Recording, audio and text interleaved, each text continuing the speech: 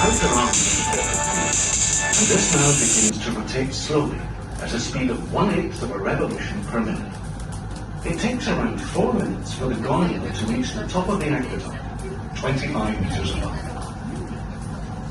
The Falkirk Wheel can turn in a clockwise or anti-clockwise direction, and the choice over which way it turns is made by an operator in the control room. To reduce wear on bearings and other moving parts, the operator will evenly distribute the number of times the wheel turns in each direction. As the wheel rotates, the two gondolas are always kept in the upright position by a simple system of gears. Two 8-metre wide outer rings orbit a fixed inner cog of the same width. Two smaller cogs connect the inner and outer rings together. These travel in the opposite direction to the outer rings, and this ensures that the two gondolas remain level.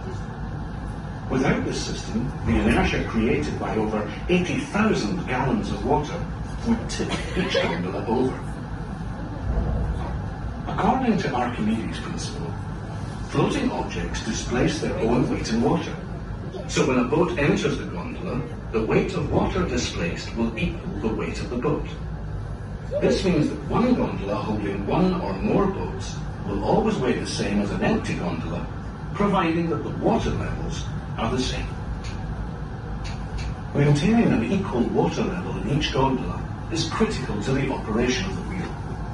A system of electronic sensors constantly monitors the water levels up and down the Falkirk Wheel side. Balance and equilibrium are the two principles behind the Falkirk Wheel's remarkable energy efficiency. It uses only 1.5 kilowatt hours of energy to complete one half-turn, the equivalent of boiling 8 electric kettles. Unlike a conventional lock gate, the Falkirk Wheel makes very economical use of water. Because water has to travel both up and down with the gondola, the canal water is never wasted. When the gondola reaches the top of the aqueduct, a hydraulic clamp locks onto the gondola to hold it in place, while the space between the gates is filled with water. Once the water levels have equalized, the gates are then lowered to allow the boat to pass through.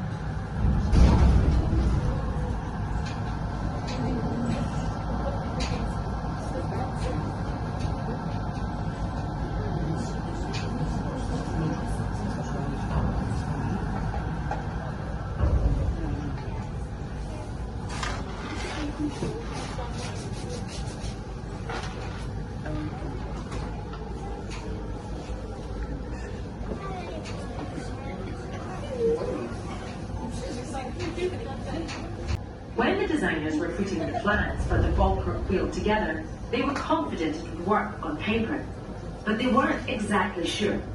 This is the first rotating boat lift in the world after all. So to test their theory out, they built a small-scale model out of Lego to see how it went. Fortunately, the principle worked and the design was commissioned. The canal system stretching across Scotland is home to over 30 varieties of aquatic plants, 15 species of mollusks, over 30 types of water flea, and even freshwater sponges, plus the ducks and swans. It's been known for fish to swim into the gondola at the bottom and travel up to the Union Canal with us. Of course, they displace their own weight too. And there are footpaths here as well, leading up into the woods. You can walk along these later if you like.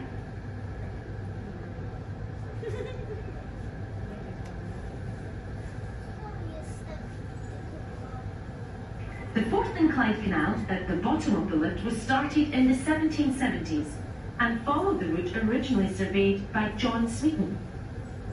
It opened in 1790 and quickly became one of the most important trading and transport links across Scotland. It was the world's first sea-to-sea ship canal, joining the River Clyde and Glasgow in the west to the River Forth and the North Sea in the east. And the addition of the Union Canal in 1822 meant Glasgow and Edinburgh were linked by waterways. This all meant that unprecedented amounts of trade were now possible, not only between Glasgow and Edinburgh, but also with the rest of Northern Europe and the world. In the 1830s, 200,000 people each year travelled between the two cities. One operator offered the express service in just 7 hours on swift passenger boats. There was, apparently, a sign projecting from the front of the boat that would cut through the torals of any slow-moving vessels that refused to give way. Here's architectural design. It was the first rotating boatman to be built in the world, bringing the story of Scottish invention and ventures and world first right up to date.